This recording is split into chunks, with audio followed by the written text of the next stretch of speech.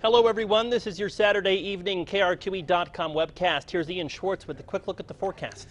Thanks, Tim. We've had some isolated storms mainly in the central, northwest, and northeastern part of the state. Some of these cranking out some hail, especially around the Española area. We'll continue with those into the evening hours. As we get into Sunday, though, pretty much round two. High pressure isn't going anywhere, and it continues to pump in moisture that's helping us fire off storms mainly in the mountains, but a lot of them are drifting over into valley locations. So we'll expect isolated to scattered activity for Sunday, and then as we get into Independence Day, the 4th of July, we will continue with a similar pattern favoring the region you see in green for isolated to scattered thunderstorm activity. As we look at the Albuquerque 7-day forecast, hanging on to those storm chances. Please be careful. We could see some lightning with these storms for Independence Day. I know a lot of people will be out and about, and then another round of possible storms toward the end of the week. Tim? Thank you, Ian. The biggest fire in state history keeps getting bigger.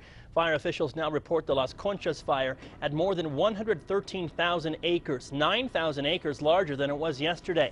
The northern part of the fire is most active, with flames on the northwest headed toward Coyote and flames on the northeast headed toward Old Burn areas that currently stand between the massive blaze and Abiquiu. There was a small and bizarre scare today around noon on Los Alamos National Lab property.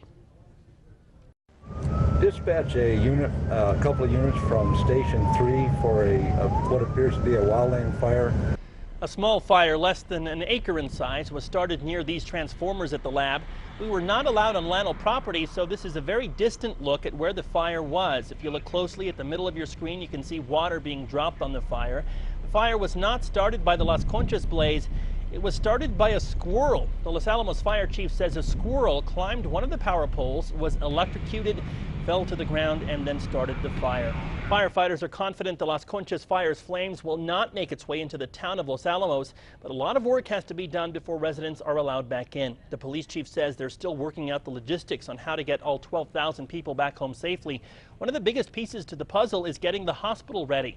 It's been closed for nearly 5 days, and the hospital can't just open its doors. The whole place has to be cleaned from top to bottom. On top of that, equipment and supplies have to be checked, and then you have to bring back all the doctors, nurses, and staff. Today, more than 70 people from a cleaning crew joined the efforts to get the hospital in tip-top shape.